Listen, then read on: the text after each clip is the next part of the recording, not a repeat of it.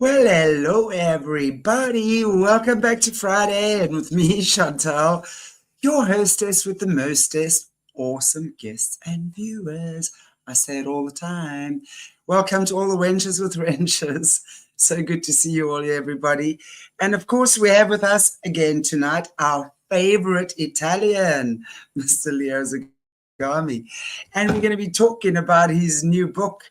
And I'm going to read it out because it's quite long. Volume 12, right? Confessions of an Illuminati, Volume 12. History, Secret Societies, and the Politics of the Jesuit New World Order and their Luciferian Court. So this is the book that we were talking about that we're going to be doing the book club with Leo.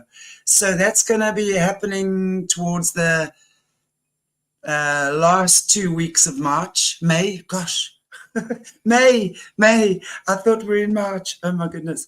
May, but I'll let you know final dates. And yeah, so how are we going to work it? And I know Leo's going to chat a little bit more now, is to purchase a copy of Leo's book, either on Kindle or hard copy. We'll give you the links and stuff now.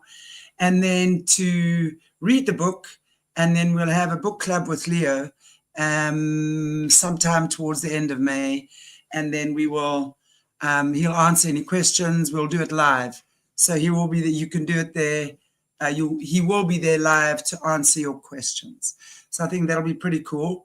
Yeah, and just enjoy the show. We're going to be doing a little brief intro on his book this evening. Nothing is brief though, but we're going to do it anyway. Ta-da. Thank you for having me on, and hello to all the solutions, soul oceans. Okay, it's a pleasure as usual to present my last book, and this is actually the last installment of the confession series. There's not going to be any more confessions because 12 books is like a encyclopedia of its own. There is going to be, of course, God willing, other Leo Zagami books, but this is the completion of a project which started a long time ago. It was first published in the Illuminati Confession series was first published in Japan, then in Italy, then eventually in 2015 it landed here in the United States of America. And since then, of course, it has followed me in my literary career. But with Volume 12, we have the book that really shows you the controllers of the controllers. It's like the controllers of the puppeteers that are always discussed, the Illuminati, the Freemasons, the Bilderberg, the World Economic Forum. These are the ultimate controllers. Yes, these are the ones who actually are behind the scenes controlling the controllers.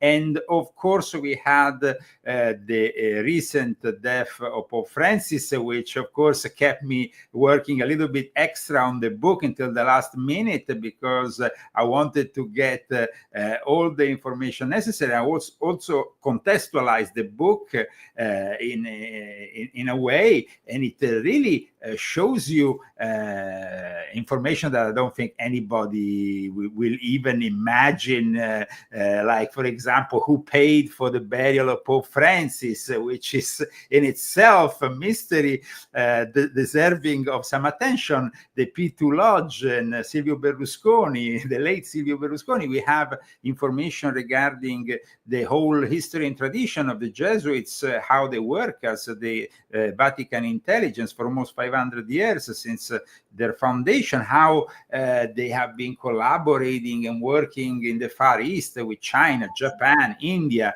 and they are behind the actual creation of what is known as globalization.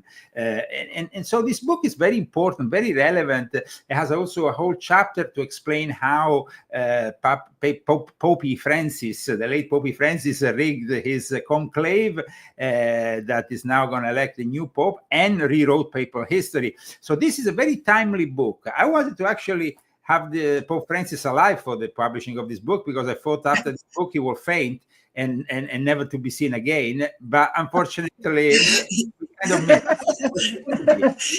He definitely knew the book was coming, Leo. He thought he was going to exit quickly. Absolutely. I mean, you have to understand that this book is it's a rarity in itself. In the last years, there has not really been any researchers who has published books exposing the Jesuits. Think about it. The last one was probably in the 1980s. We had Father Malachi Martin, a former Jesuit. We had, of course, in the year 2000, Eric John Phelps with Vatican Assassins. But nobody has the courage to challenge the Jesuits, because challenging the Jesuits is a nightmare. They're in charge of the education. They are the ones who will debunk you in a second if you say something wrong. Even if you get a little thing wrong, they will be on your case. So for me, it was actually important to leave it as the last volume of my confessions, because I wanted to also feel I could do a good job. Feel that I was, acquainted enough with my literary skills to really deliver the ultimate nail in the coffin. And it was the coffin of Pope Francis. So, of course, which exactly. I was going to say, Leo, the timing is just too perfect, right? And isn't it just perfect timing that he died? I really think, Chantelle, that all my books have always been guided by God, first of all, and they have come out in a perfect timing.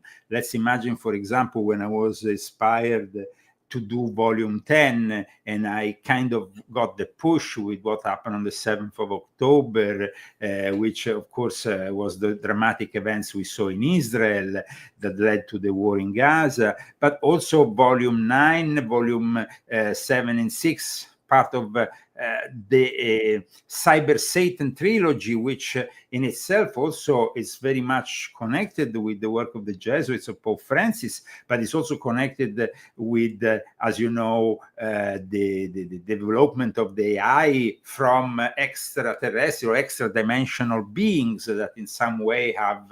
So I think that in our book club, by starting with volume 12 and then descending all the way to 1, in our series, we will be able to really have the most complete perspective. That's why I invite everybody who wants to participate to acquire a copy in advance, because only in that way they will be able to do questions. Don't think it's a freebie, you can get the book.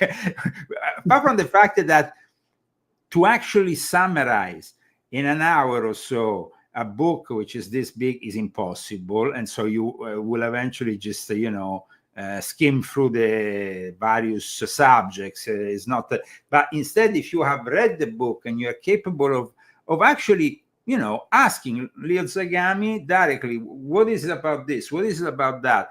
We might be able to go in a deep dive into certain subjects, and we could really arrive to an unprecedented analysis. So I'm very much looking forward to this book club project, which we are putting together, as well as, of course, our monthly meetup and gathering with all your viewers that I see here in the chat. They're always very nice. Now, in regards to this latest book, the subjects, like I said, are of an historic nature at the beginning, but they also touch the contemporary history, which is not only of the church, because the people, when they think about the Jesuits, they think about a bunch of priests without really understanding that the Jesuits have, of course, their own 4 vows. So the people who took these 4 vows, some of them take only 3 vows, for example. There is this whole history of the Jesuits, which is marked on the beginning of the Counter-Reformation, and that's why they got accepted by the Pope after the actual founder was arrested several times by the Inquisition for being a member of the Alumbrados, the Illuminati himself. So when eventually in 1540 he was accepted, it was at the eve of one of the most important events of the Catholic Church, the Council of Trent, which was built to counteract what was happening with Protestantism. And of course, the first enemy was Queen Elizabeth, and Queen Elizabeth created her first intelligence service with John Dee, and then later on we have Sir Francis Bacon, all these people that were involved with of course, the Anglican Church at its origins was considered very dangerous, and the Jesuits wanted to kill Queen Elizabeth. So when the 007 code was created by John Dee himself, it was to counteract the Jesuits who had infiltrated already the court of Queen Elizabeth, but the Jesuits who were not simply priests. That's why they got accepted in 1540, because there was this fourth vow of the Jesuits, which was unprecedented, meaning that they will give complete and utter obedience to the Pope, regardless of the faith, regardless of Jesus. Jesus wasn't as important as the Pope in the fourth vow. If you take the fourth vow as a Jesuit, you are giving yourself to a life of intrigue, of at times of things that are contrary to the ethics and moral of the Catholic Church. What is the fourth vow? Now, this is when Ignazio Loyola, the founder, went and proposed this order. It was a time in which the order in charge of the Inquisition was the Dominican order, but they were not really military. There was a kind of a gap in the created by a vacuum created by the persecution of the Knights Templars. The Knights Templars had been abolished by the papacy a couple of centuries earlier, and at that point they needed a military religious order, but it couldn't be formally known as military, though the head was a general, because still to this day is known as the superior general, the head of the Jesuits. Is not, it wasn't a monk warrior that was go around with a sword like the Templars and kill people on occasion and defend the church also in battles like the Crusades. It was much more insidious. The nature of the Jesuits was they might kill, but they might do it in a more insidious way, a bit resembling maybe the assassins that we saw when we discussed the Knights Templars, that they were inspirational for the Knights Templars. However, the mission, as we know, of the Knights Templar, the main mission was banking. And that banking mission, which established them as one of the first bankers basically in Europe, who created things like checks that were unknown until then. It wasn't the same mission as the Jesuits, because the Jesuits saw what happened with the banking system, and also it wasn't a novelty anymore, and it couldn't be controlled anymore. It was like the genie got out of the bottle. So their mission was instead education, educating the elite, educating the masses, writing the historic narrative, becoming in charge of that historic narrative through the control of universities that became prestigious.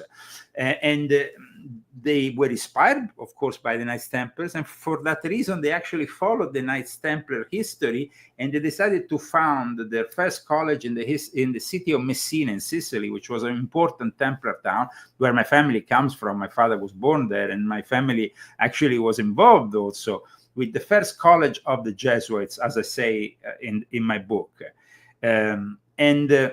At that point, the second college was founded in Rome. It was known as the Collegium Romanum. But the Collegium Romanum was founded in itself, has a particularity, because you see, the Jesuits, just like Knights Templars, were worshipping the Holy Mary, but in reality, they were worshipping Isis, the mother goddess.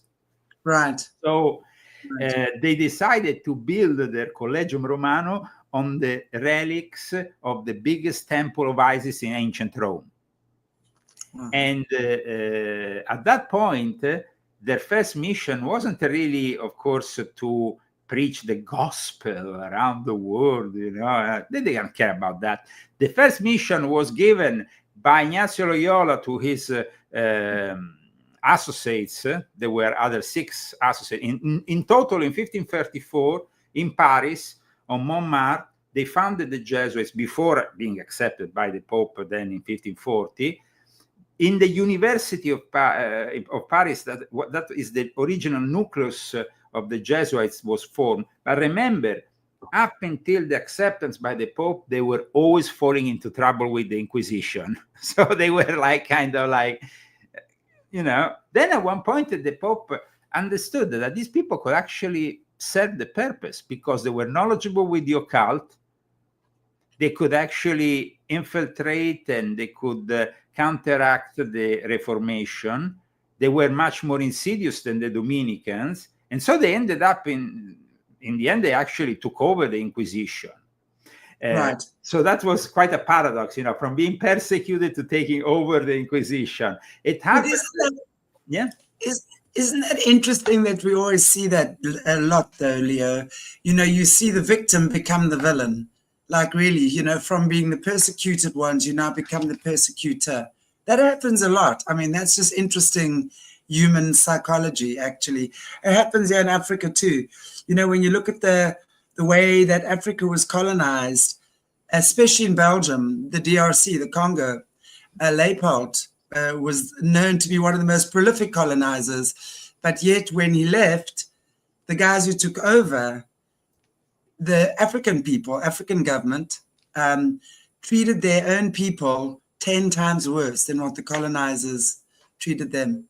It's actually incredible. Why do you think that happens? I mean, I'm just interested from your I think that it's really a psychological thing. And in fact, if you think about it, when it comes to racism, even in South Africa, the results are pretty clear. You get from being the persecuted to the persecutor. And that's why now we have white people persecuted in South Africa. Totally. I mean, it's like, and this happens also in the United States of America today. And that's also another thing which is very important in my book in volume 12. The immigration policies that were inspired by the Jesuits and their plan to take over this incredible nation that has been long in the making, but also their willingness to let millions of undocumented immigrants, just because they come from Catholic countries, that can change the geopolitical structure of the whole nation. And at the same time,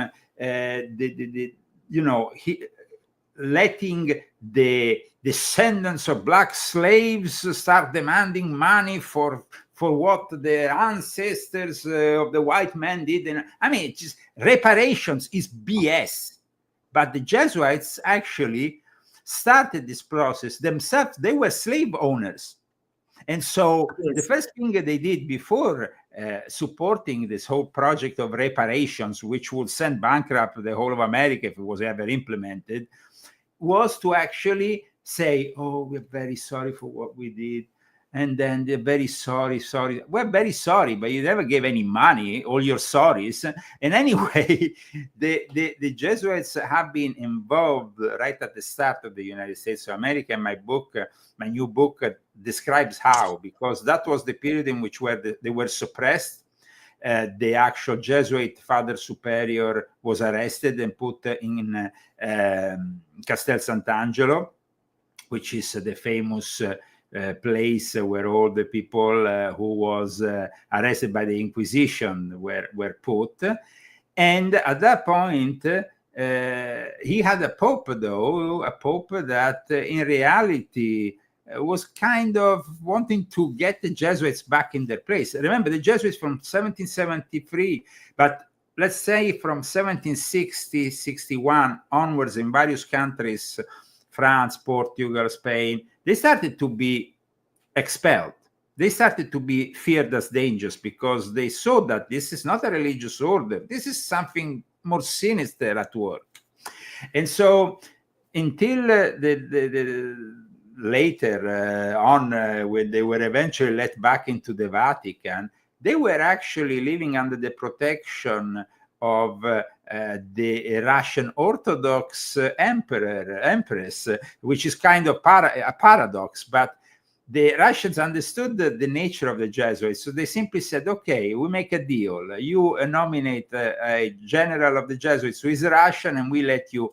Immediately after this deal finished and they went back into the Vatican, they kicked them out of Russia immediately. So, I mean, it didn't last that long. The suppression of the Jesuits is that period in history which is not really well known because the Jesuits don't want to admit that they were actually kicked out of the Vatican. I mean, it's a pretty heavy thing to say. And the suppression of the Society of Jesus was the removal of all the Jesuits from the Western Europe and their respective colonies. And in South America, they had scared maybe some monarchs with their communist experiments, because they were the ones who made the first experiments in communism, in the reducciones, the reductions, where they took these indigenous populations and they subject them to an experiment in communism, where everybody was the same, was labeled in a society, though, where, of course, the Jesuit fathers were seen as the fathers who will take care of you. So, and then these indigenous people will be kind of brought up in this setup where there was no real democracy. It was a monarchy in the hands of the Jesuits. But having said this, the persecution starts in 1759. We can see that in 1773, of course, the Vatican intervenes. But before that, the Jesuits were seriously expelled from the Portuguese Empire in 1759, in France in 1764, and already in 1761, they started closing their colleges and stuff. Then there was the two Sicilies, Malta, Parma in 1767, in Austria and Hungary in 1782. They were not the typical religious order. This is an order of people who created this whole thing of the four. You were asking me, before about the fourth vow. The fourth vow is unique to the Jesuits because it gives a special obedience to the Pope regarding their missions. They have the first three vows, which are taken by ordinary Jesuits, which are of poverty, of chastity, and obedience. You also have the coadjutors, which are basically Jesuits who have decided not to become priests, but live as Jesuits amongst the Jesuits, and they're known as coadjutors. And still to this day, they exist. And then you have the fifth class. Now, that's where you have the Nancy Pelosi of the situation. That's where you have the politician, the businessman. They don't take the vows like the religious ones, but the fifth class answers directly to the Black Pope in their headquarters in Rome, which is known as Borgo Santo Spirito. And so my book... Who's the Black Pope? The Black Pope is the head of the Jesuits. And so at the moment... What's his name? At the moment is Arturo Sosa, who is a Venezuelan guy.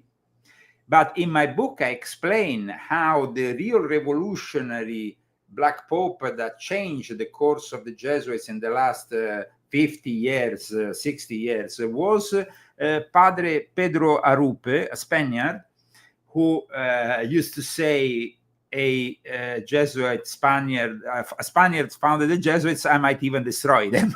He was like a kind of crazy guy in the sense. But Pedro Arupe embraced the values of the Second Vatican Council, which were basically a crossover between Masonic and Jesuit values, and the Jesuits became more and more Marxist by the minute after the Second Vatican Council. They pushed for liberation theology, charismatic movements, and all that. And what happens is that at that point, John Paul II, who had been living in a communist country, who feared communism, he saw what was happening in the Jesuits, and in the early 80s, he wanted to send a commissioner and investigate and change the history of the Jesuits by nominating an external commissioner to preside over this thing, because he saw them as dangerous. They were kind of merging with Freemasonry. They were Jesuits who were openly Freemasons as well as Jesuits, more and more.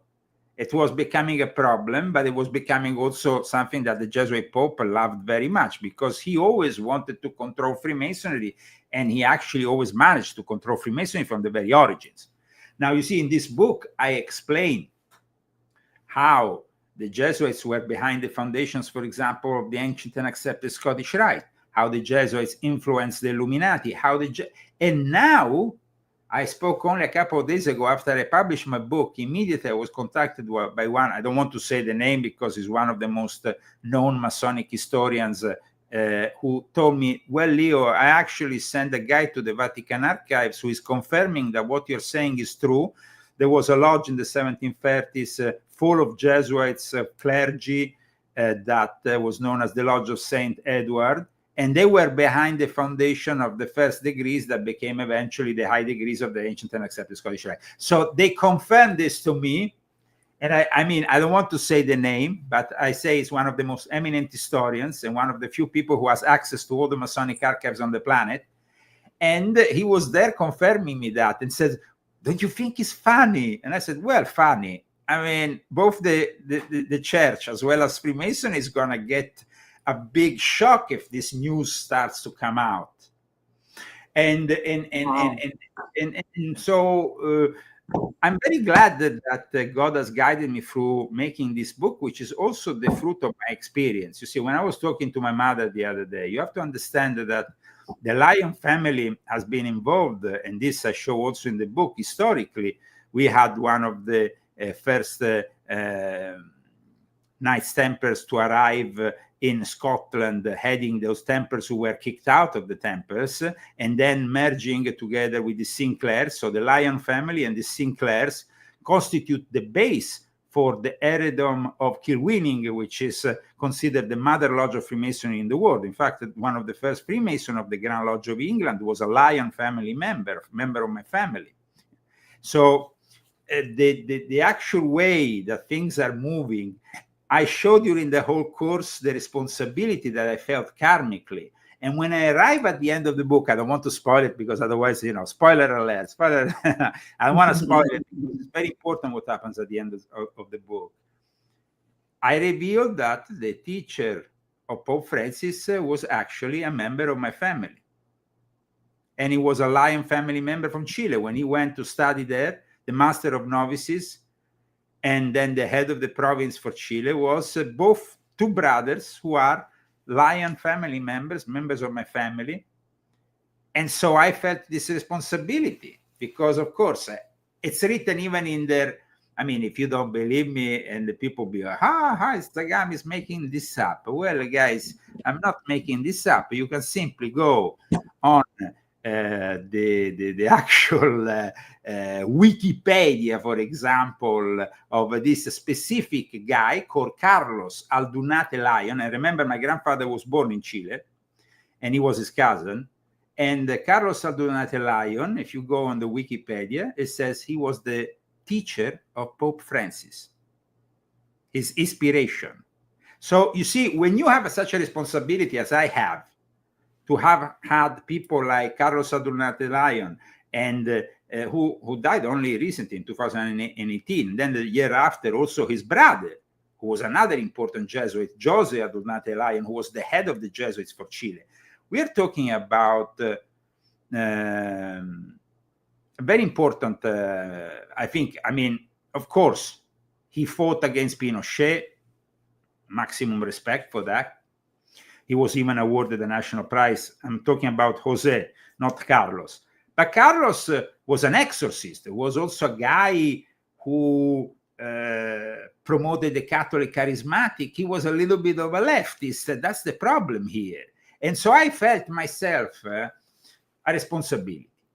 Of course, I didn't spoil anything, guys, because when you go on the last chapter, your mind will be blown up with what happened at the Jesuit headquarters between me and the Jesuit general. But that is something for the people who will read the book. Oh no, Leo, you're really giving us some cliffhangers here tonight, aren't you? Well, I'm explaining that this book is very important because it touches me personally. You see, there were supporters of the Jacobites in the Lion family. There was a whole list of that. There's actually a book that was published on the Lion family that shows all the connection with Freemasonry and Templarism. Not, I didn't publish it. It's a researcher and historian who did. It's called, I think I have it somewhere. Eventually, I will give you the title. I cited, though, in my book, volume 12. I think it's very important for people to understand that at times you are born for a reason. And my reason was it's like my mother said, well, nobody can explain these things more than you because you were brought up in the Vatican, basically. And so, when people tell, I said to my mother, there's a lot of, I was, discussing the upcoming conclave and how they were reporting it on CBS or NBC and I see a lot of times, a lot of incongruences in their exposure, in their work, because and my mother said, obviously, they're not born and grown up in there. They don't know all the people inside there. It's basically like, that was my family. I started my media career in the Vatican. when I was only 13, I was given because of my good service as an altar boy, my first radio show in 1983, in December 1983. So I started there, and then I conducted a TV show for a Catholic TV, which Monsignor Mario Pieracci, who then founded the SAT 2000, which is the official TV of the Episcopal Conference Center of the Bishops' Conference in Italy, which is very important to this day. So I started with the Catholic Church. So for me to actually expose them, I had to respect one thing. When I eventually, this is the only thing I can tell you about without spoiling too much. I had to promise to tell the truth. They said, if you tell the truth, we will accept that truth, as hard as it is. That's it. So I made that promise, and I hope I maintain that promise, because this book is going to be scrutinized even in the upcoming Papal Conclave, and it's going to be definitely creating some waves. No doubt. There is two possibilities here for the Pope, and that's where we can go now if you want. There is just hang on. I want to just ask you something. I want to backtrack a little bit to something you were saying earlier on. You were talking about the Jesuits pretty much infiltrating everything. So am I right in assuming or thinking from what you're saying that a lot of the secret societies initially were not necessarily bad? They probably were from the church or had religious tones that were really driving it. But then are you saying that the Jesuits infiltrated a lot of the secret societies, such as the Scottish Rite, etc., and pretty much dirtied them? I would say in case of the Scottish Rite, they actually participated to the creation of it. So it's a little bit different. Right. They actually materialized those degrees, because if you think about it, the upper degrees of these systems, and it's not only the ancient and accepted Scottish Rite, but also the Swedish Rite, as well as the York Rite, they are all entrenched with Neo-Templarism.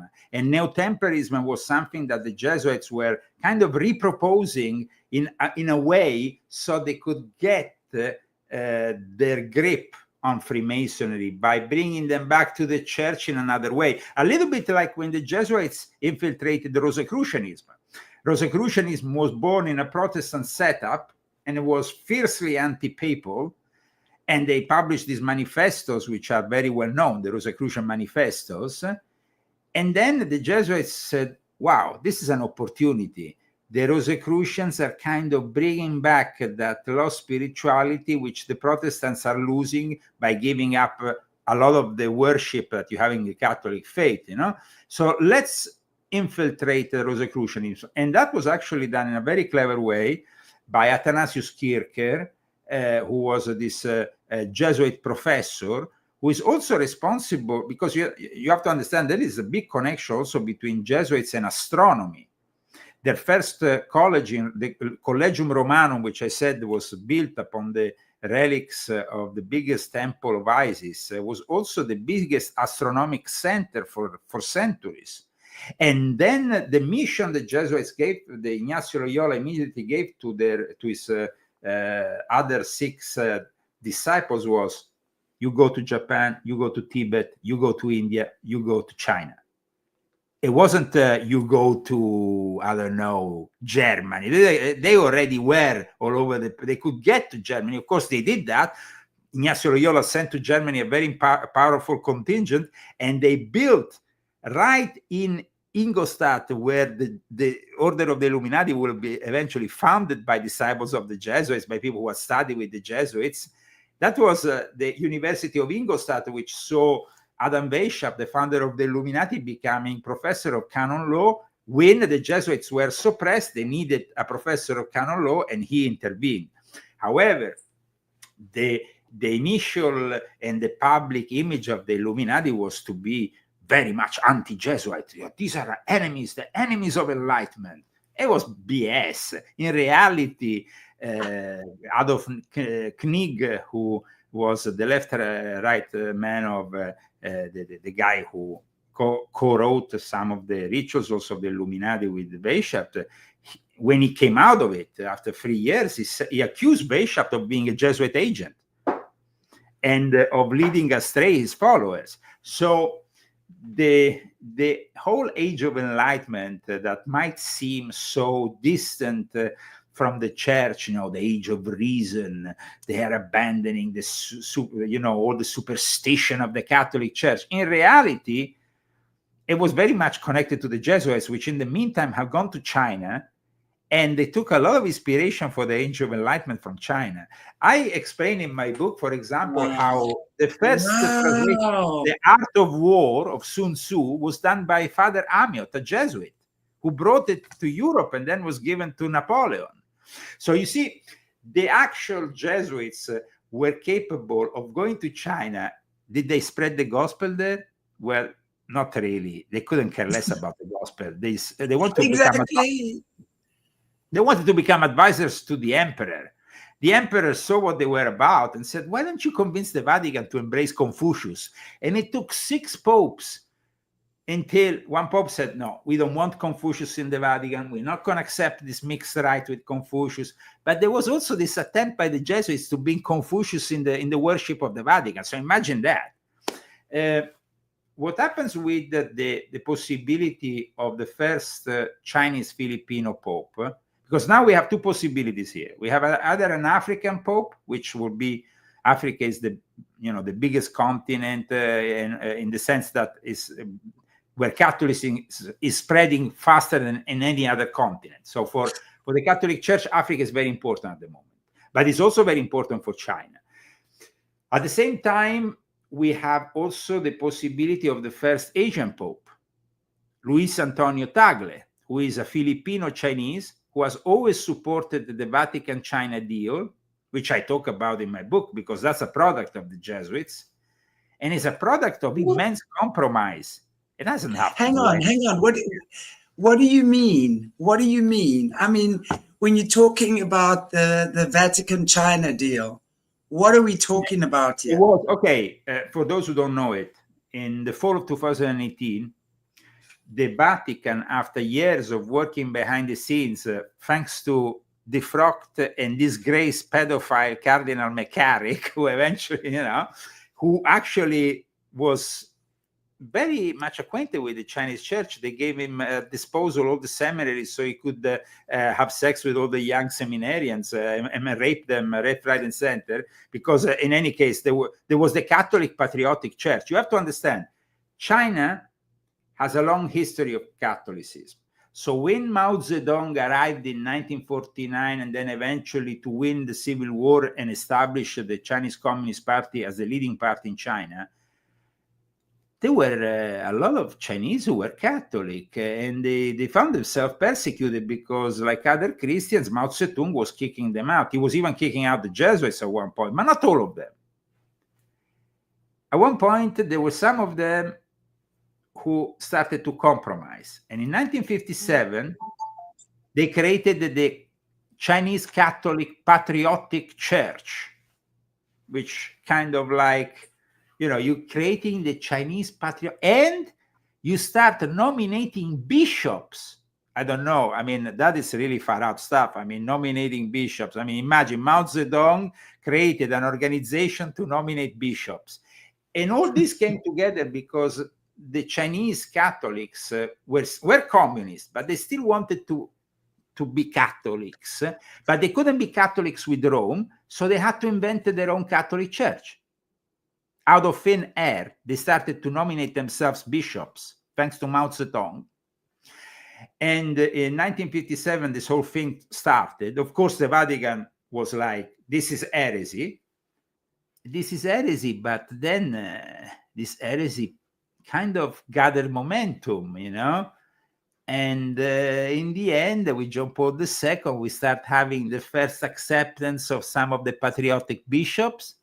Then Ratzinger also, because there was an underground church loyal to Rome, and then there was the one loyal to the Communist Party. And this was a war that was going on, literally.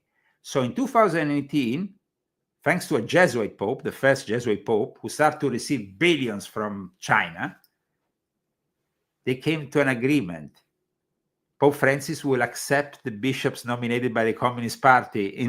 That was like the China-Vatican deal taking place. And it was renewed every 2 years. And this Cardinal Tagle, like I explained in an article I just published today, was one of the first proponents and supporters of this hideous thing. So remember, that just smells so dirty. How much money exchanged hands? 1.6 to 2 billion a year. That's the amount of money they gave. And it's of course an immense amount of money. And they have bought the conclave basically, and that's why they might be able to actually nominate the first Chinese Filipino Pope directly from Beijing, not from Rome.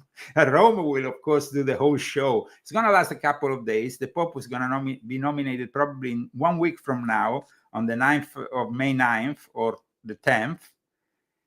And the Jesuits educated Father Tagle, who is not a Jesuit, but is being educated by the Jesuits. This is also another important thing. You will always find the Jesuits mixed up with other orders, meaning that they will infiltrate the Franciscans, they will infiltrate everything, even in their own church. So they will invite, for example, a guy who studied in the Jesuits and say, well, you have learned the Jesuit way. Now you have become, I don't know, I make an example here, a Salesian or another order, but you could still work for us. You could still be of help for the great work of Saint Ignatius. So that's, and even with Freemasonry was kind from the beginning manipulated. You know, when they started to create the foundations of, there was these two symbols, very powerful, the two columns of the temple, Joachim and Boaz. And so we say, you know, these are the actual, and I don't want to go into detail spoiling for those who maybe want to be initiated into Freemasonry and want to have an experience. But in any case, Joachim stands for Ignatius, and Boaz stands for Beato, which means blessed Ignatius. And so even the actual basis of Freemasonry was kind of infiltrated and controlled. But I mean, in my book, you will find also how the Vatican sent their most incredible Jesuit agent and artists to build up the most amazing pieces of art inside the US Capitol.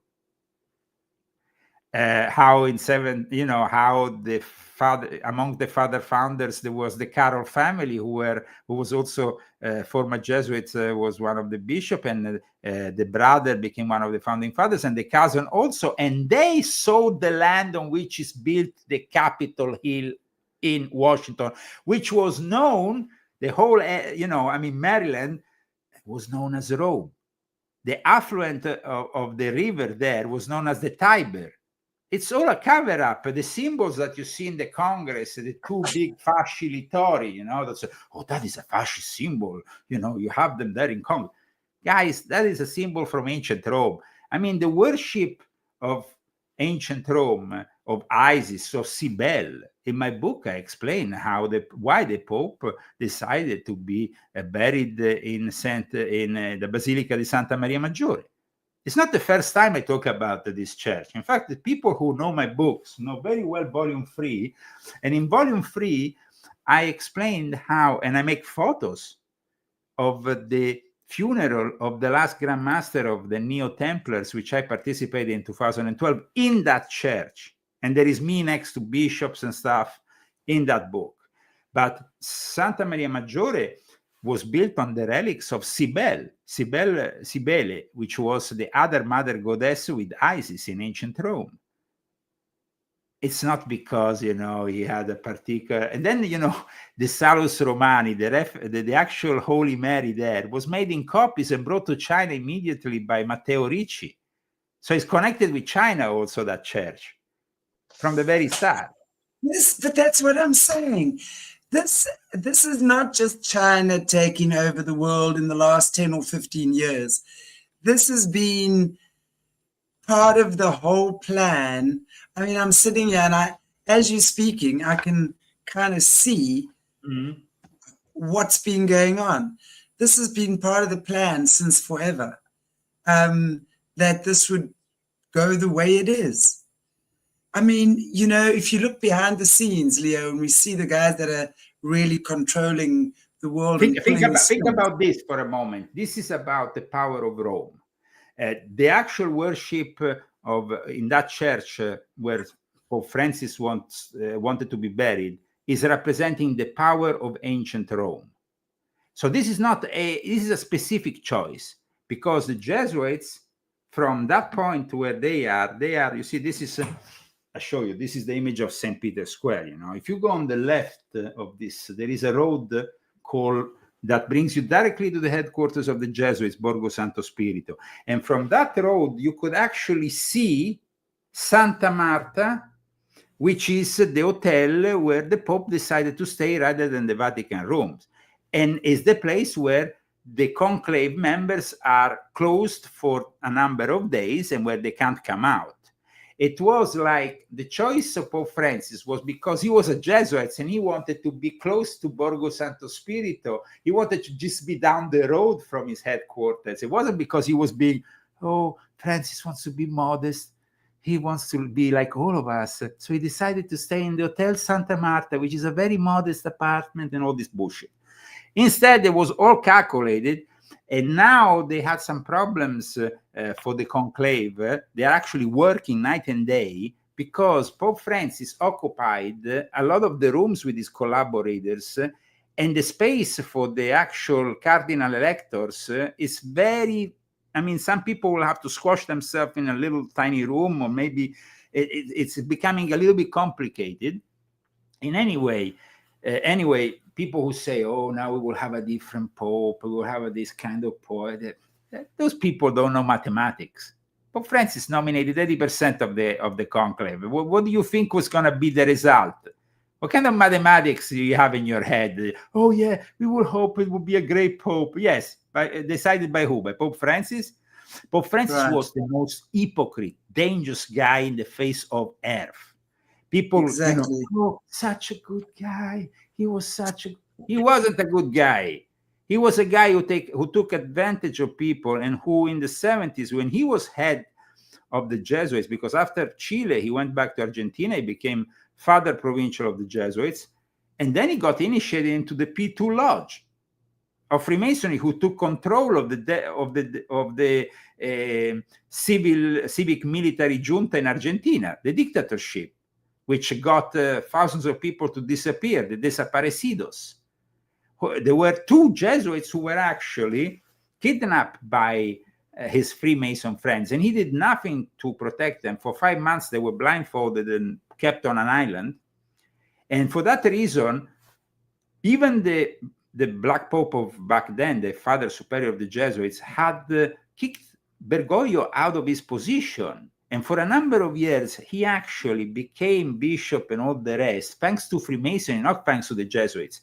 He managed, like I reveal in this book, and this is going to be, of course, with the testimony, by the way, of the secretary of Ratzinger, so this is pretty serious stuff, to get back in with the Jesuits when Ratzinger wanted to himself investigate, just like the previous Pope, John Paul II, wanted to do, when he saw that the Jesuits were doing things that the Ratzinger wanted to intervene and, commission the order. Bergoglio was chosen because he wasn't anymore with the Jesuit, but he was a Jesuit and he was a Freemason. Bergoglio said, no way. And at that point, the Jesuits said, Bergoglio is our man. We're going to make him Pope now. And that was when he had the full support of both, also the St. Gallen Mafia, because he was connected to this group of Jesuits and other powerful priests who used to meet regularly in Switzerland. And it's in this place in Switzerland where you have also in the same area a very powerful lodge of the Illuminati who follow Aleister Crowley. And it was in the famous or infamous Cardinal McCarrick, who worked for the Jesuits for a number of years, and who was the biggest pedophile in the history of the church, apparently. He went, when he was very young, to be indoctrinated there. at the abbey of Telema. Do what thou wilt, Aleister Crowley, and the infamous sexual magic and homosexual activities that then pervaded the church in the 1960s in the light of the Second Vatican Council. It's very much connected also to Aleister Crowley. You know, Aleister Crowley was a big inspiration. And so you have also this connection here. Crowley used to call the Jesuits the Black Lodge of the Vatican. It was Rich coming from him. Imagine that. So, I mean, he had and there were people who were really scared of the Jesuits. Like, for example, Carl Gustav Jung was very scared of the Jesuits, since he was brought up in a family which feared the Jesuits, and he always used to fear them since he was a kid. And then you have, of course, the Jesuits are, let's say, the most distant from the teachings of Jesus. And so the fact that they call themselves the Society of Jesus is kind of like a complete manipulation. It's like Zeus. That's the Jesus. I mean, when you look, I mean, I can't even remember which guest we spoke about the names. And in fact, lots of time, the name Jesus is they're actually venerating Zeus. So a lot of the time they're actually not praying to Jesus, but it's actually Zeus. That sounds like they were very much venerating Zeus. It's like Jah, no? Jah, the god of the Rastafari. Jah, Jehovah, Jupiter, Zeus. You know, it's all the same thing. Yeah. Somebody is saying rightly, they will not vote. They have already voted. Yes. This will be a short conclave. They have at least to spend a couple of days in Santa Marta. They, of course, have all the various prelibates, because, the main thing here about this showcase of the conclave unfolding is that the cardinals love Roman cuisine. So they come from all over the world just thinking about the food. They couldn't care less about the Holy Spirit, Jesus, or whatever. They talk about carciofa alla romana, the coda alla vaccinara, all these typical plates of Roman cuisine. In their discussions, there is no mention of Jesus Christ. There is a lot of mentions of food. And in fact, I would suggest for the conclave this great book, the Zagami Family Cookbook, because at least they will probably eat great food also in their countries of origin, instead of being so blasphemous in Rome. I just had the report of two cardinals who are participating to the conclave. They were talking about the wonderful artichoke made in the Roman way, carciofi alla Judea, carciofi alla Romana. And they were talking about it like it was like, I don't know, the miracle of the Holy Mary. So this is the kind of thing that happens with this kind of people. So it is... really, they really mock Jesus in every way possible. They couldn't care less. They have all these nuns. I also explain in this book the Jesuitess, the female Jesuits, who are part of all a number of specific order of nuns who have embraced the spiritual exercises of Ignacio Loyola, which are at the basis of this whole thing. You see, Ignacio Loyola was an occultist. He wanted to define a new egregor, and he did it by going in this cave and then being inspired. I went there myself. My grandmother, when I was 16, decided to bring me to Montserrat. I will advise everybody to go to Montserrat because this is an amazing place. Montserrat Monastery, it was an experience for me. I went there and I didn't know what to expect. My grandmother said, we were there in Barcelona. She was visiting some friend, film director who was doing some party. I don't know. She was working, of course, in the cinema industry for many years. So she had a lot of friends in the cinema industry. So one day she said, we take a bus and we go to Montserrat. I didn't know what to expect. So we go through this long journey out of Barcelona and we get to this mountain place.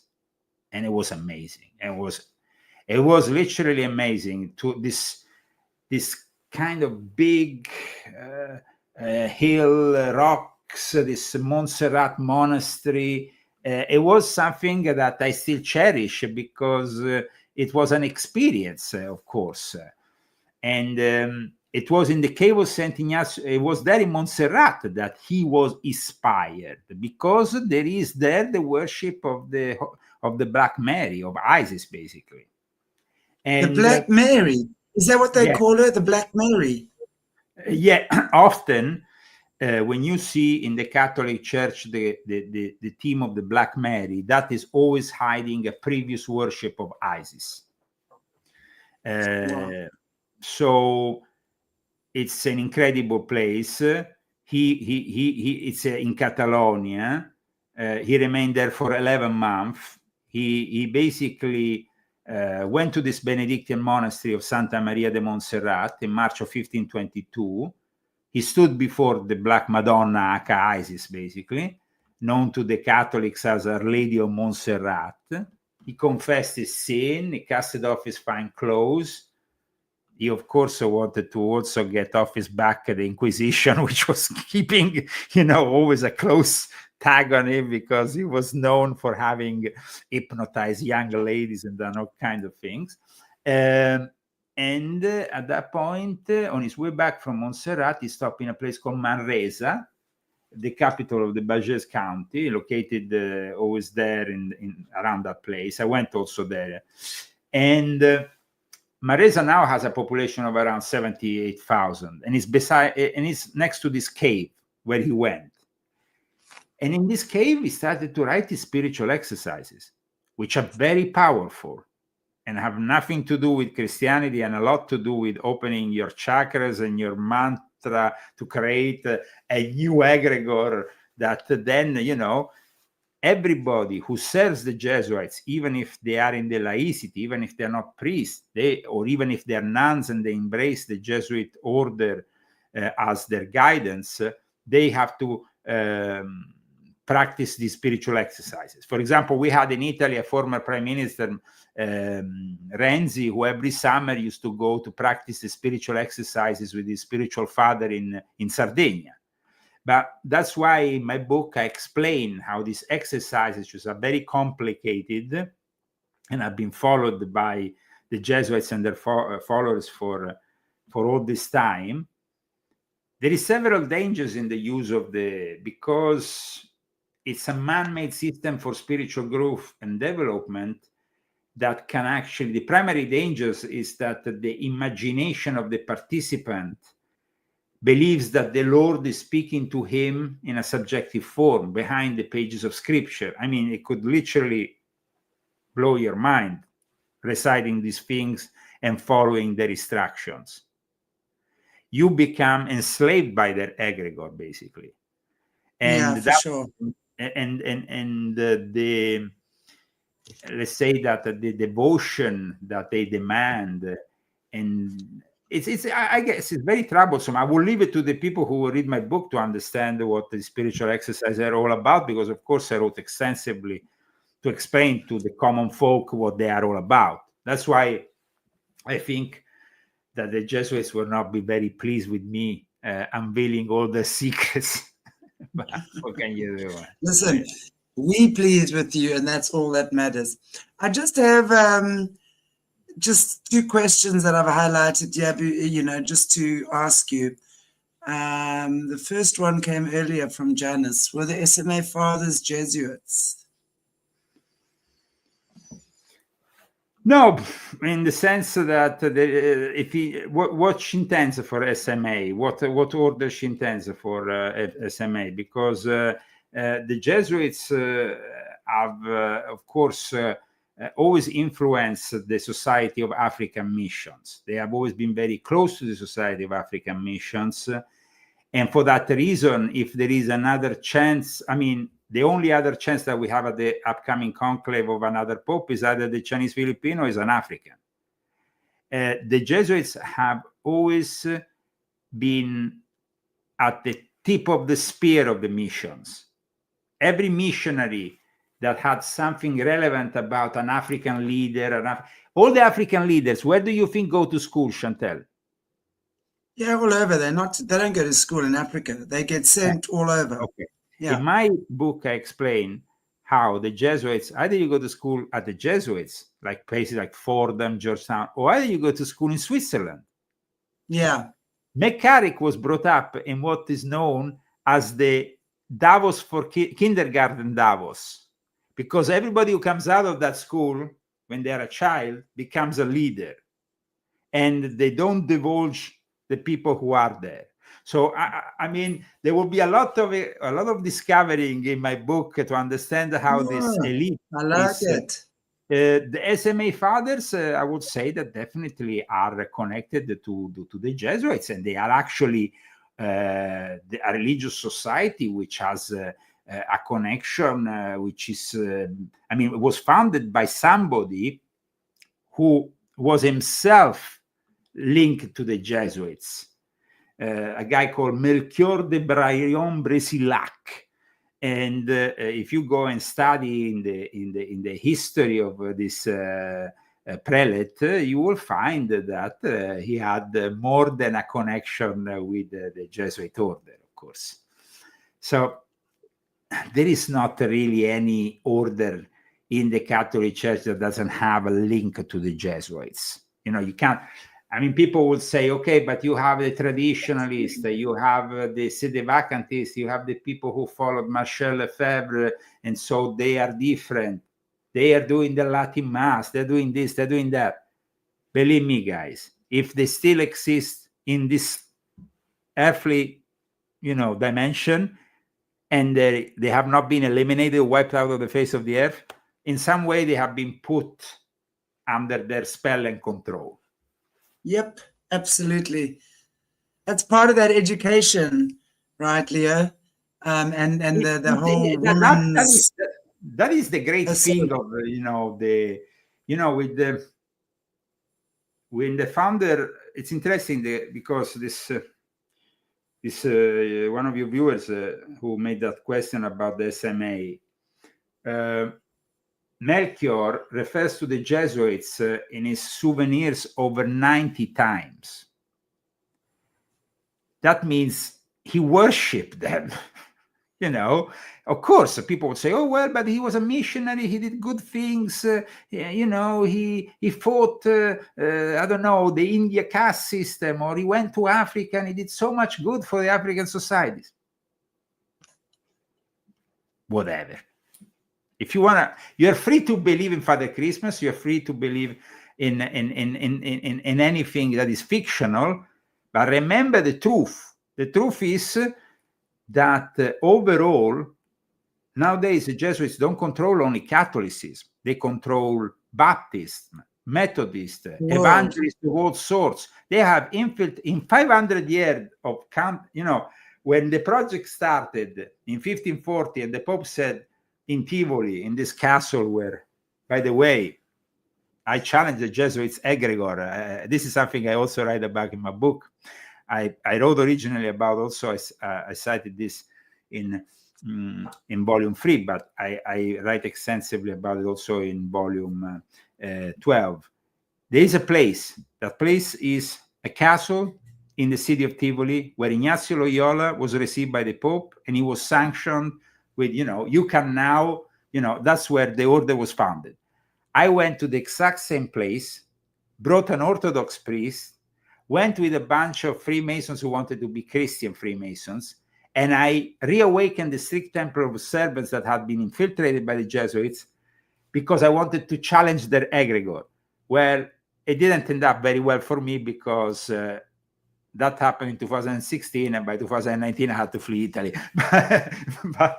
But I tried to also challenge their egregore, not only challenge their, like I'm doing now intellectually. I love it. I love it. I try my best, let's say. I try my best. You're doing really good, and we're very happy to have you here. And then the other question I have for you is from Chuck. How do they vote? Voice votes or secret ballots? I'd be interested to know that as well. Okay. Actually, do they sit there with each other? No, they have 2 lines of cardinals that are, then you have in the middle of the room the place where they deposit the vote. The vote is made on a piece of paper. Then it's closed, and then it's put down, like a secret vote, of course. So nobody knows who has voted what, but in reality, everybody knows who has voted what, I tell you, because they very much know immediately. If one guy is voting for the wrong person, they are like, okay, this must be this guy because he has done this and that. So it is actually like, it's very much an election which is conducted, they say, by inspiration of the Holy Spirit, but in reality is inspired by politics, by money, interest, manipulation. money, and manipulation. They know that, for example, Africa nowadays is a continent that needs to have a pope. So if it's not Asia, it's going to be Africa. And you have Cardinal Turkson, for example, which could be one, but you have also other cardinals. Of course, the African cardinals are the ones more easy to blackmail because they like to have sex with their nuns very often. This was also pointed out in the movie Conclave. In the movie Conclave, there is at one point an African cardinal is starting to gather a lot of votes, and suddenly a nun appears out of nowhere. She's serving the food and drops the food, and then they investigate the whole thing. And yes, 30 years earlier, I had sex with this woman, but I don't know if it's my son, but it's not my fault. And the guy said, and the deacon says, you have to step back. That's it. I found that quite racist. Don't you find that the Conclave movie had this moment in which there was almost an African pope, and then he has to step back because he had sex with a nun? Well, I mean, I don't think he's the only pope or cardinal having sex with the nuns. I mean, no. I mean, John Paul II loved his nuns. But in any case, I'm talking here about the fact that the Africans now, within the world of cardinals, are the only straight ones. The other ones prefer little boys and men. They're mostly homosexuals. So the Africans have this thing. And when you have such a homosexual mafia, for example, Cardinal Tagle has been very open about his support for the LGBTQ and all that. And so he's not only supported by the Chinese outwards, he's supported by the LGBT, who is looking at Cardinal Tagle, oh, this is a good guy because he said LGBT is very good and everything. So we want this cardinal. Of course, communism and wokeism is all part of the same. Yeah, thing. I was going to say it's the whole woke package. It's all package. Yeah. Well, I know that we've got to actually sign off soon. I told you I'd watch the time for you tonight. You've got to kind of. I know. I have. I mean, it's like the promotion of this book is going to take a lot of interviews, appearances on this and this other show. But remember that I always love your audience, and I always love spending this time with you every month. And I'm very much looking forward also to a new project with the book club. Absolutely. And I'm glad that it's going to start with volume 12 because, like I said, it's the last installment of the Confession series. It's not going to be any more Confessions. I mean, it's already an encyclopedia. And I find it very interesting that there's 12 volumes as well, 12 books. Very powerful number, that as well. Absolutely. So, I mean, you always have to choose things in a certain way. No, if I ever did volume 13, it would be contrary to 13. It was the moment. I mean, it's the number that is the curse of the Knights Templars. Is the curse here in America is bad luck anyway. Volume 13. No, I've heard it's actually good luck. I've heard it's actually good. In Italy, actually, it's good luck. But I think that I respect this side of the world where I'm living now. But also, in any case, I think that with these 12 books, I have managed to really go in depth with all the facade, all the sides of the New World Order and everything that is, all these secret societies that we commonly refer to as the Illuminati, the way that Freemasonry operates. I think that people will find also some very interesting elements. There's a whole chapter regarding the Illuminati and Freemasonry and the relationship with the Jesuits in my new book, which I think people will find very interesting. There is testimonies from people who actually lived this duplicity of being both Jesuits and Freemasons, and they talk about it. But in the end, they are always Jesuits before being Freemasons. And that's also what Father, what Jorge Mario Bergoglio, aka Pope Francis was. He was first a Jesuit, then he was a Freemason, and then he was a Pope in fair distance. So people, of course, will ignore that, but I wanted to make it clear. You know what I just wanted to say in ending, and it's so true what you're saying. I have it on good authority. You mentioned at the beginning of the show the influence in the Anglican Church as well. You all might know Desmond Tutu, who was I talk about Desmond Tutu in my book. So you have actually Desmond Tutu. So you have a moment that touches you directly. Well, I tell you what, I'm not going to anticipate too much about it. I don't want to spoil anything for you, but he is in the book. Okay, I'm going to tell you from what we've heard that, well, I know on good authority, Desmond Tutu actually sold his grandson into child trafficking to get his archbishopship. So he died, gosh, I think Tutu died maybe a year or two ago now. He died recently, but also very corrupt. He was also part of the Knights of St. John, the Knights of Malta of the Anglican Church that then relate to the Catholic one.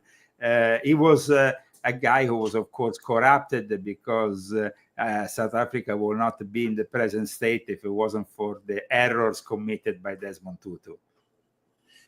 Especially, and you know, he was very vocal about speaking up against politics and stuff.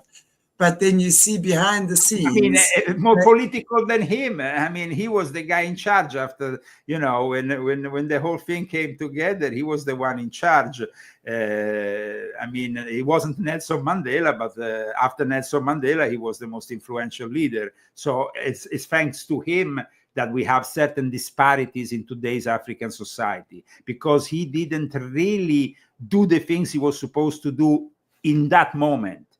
He should have had much more honesty and clearance and being able to get certain people to maybe admit their sins publicly instead of covering up for this or this other person. And then, he did. He covered up a lot. He was quite instrumental, I do believe, in the Truth and Reconciliation Committee. That's what I mean. He was actually heading that committee, so that was politics. That wasn't religion, and he didn't do a good job. That's for sure.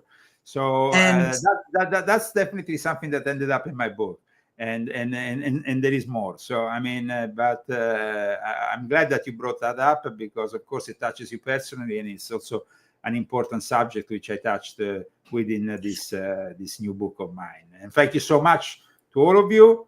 I of course have to leave you now, but I see you soon for the book club. Guys, remember, for the book club, it's essential to purchase this book, otherwise you're not going to have any questions to ask, and it's not going to be like today where I'm presenting things. I'm going to actually listen to you and what you have to say about my book, because that is then going to require further analysis and a more in-depth insight from my side that I am very much looking forward to. So God bless you all, and take care, guys.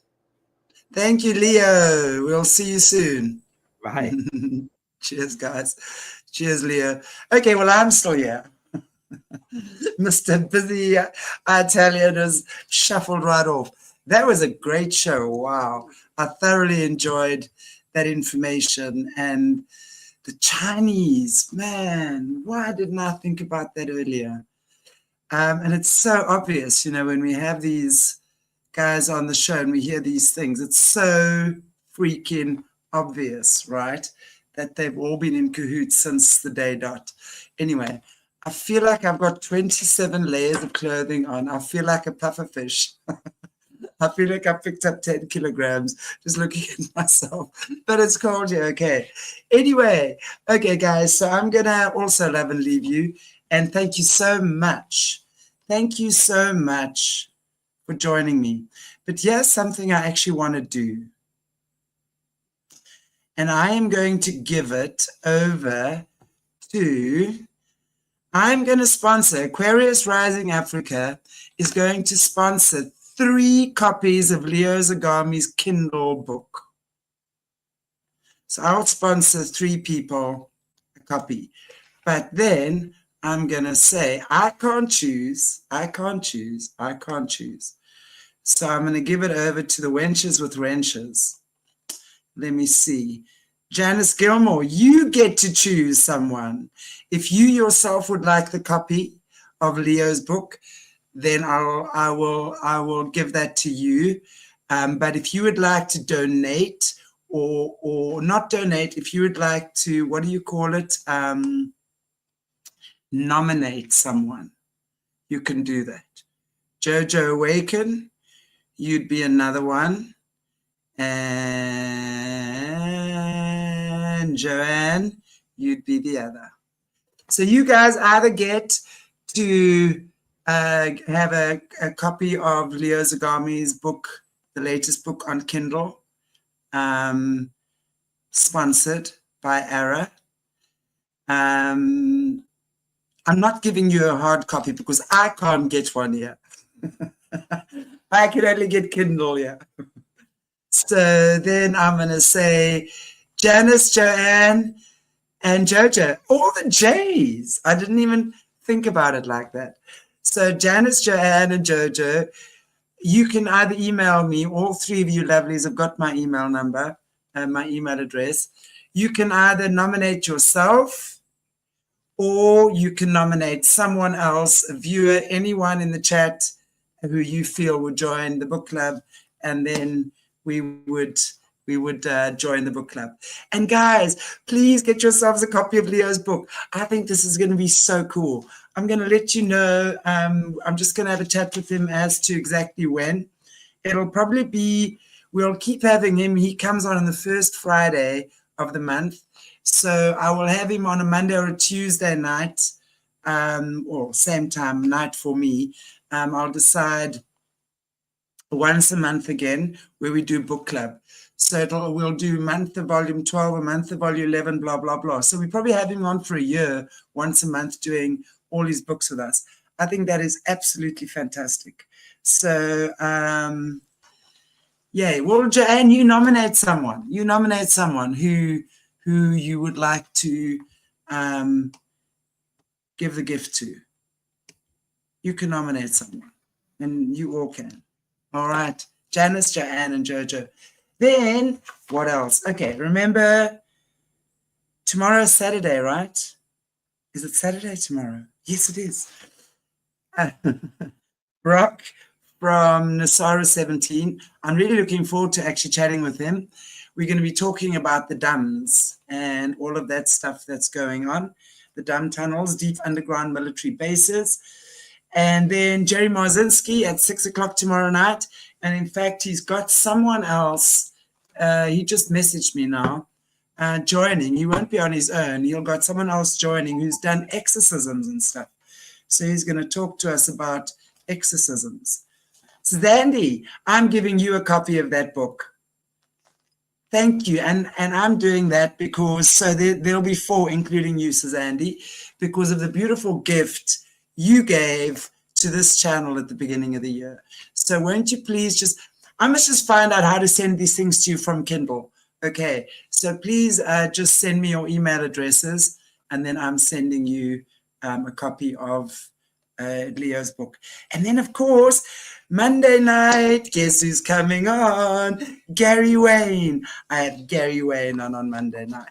So, and that'll be 6 or 7 o'clock my time, same time as this. And then we're going to, have Gary Wayne on talking about all sorts of things as well. I've got him on twice for May.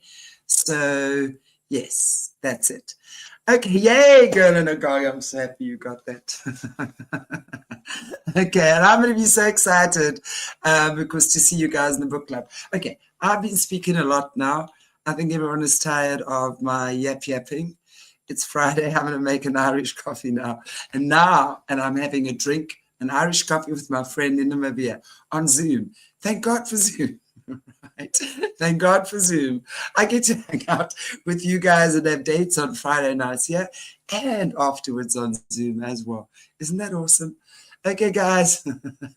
God bless you all. Thank you so much for being part of the Arrow Tribe. I really love you all. I do. I really, really do.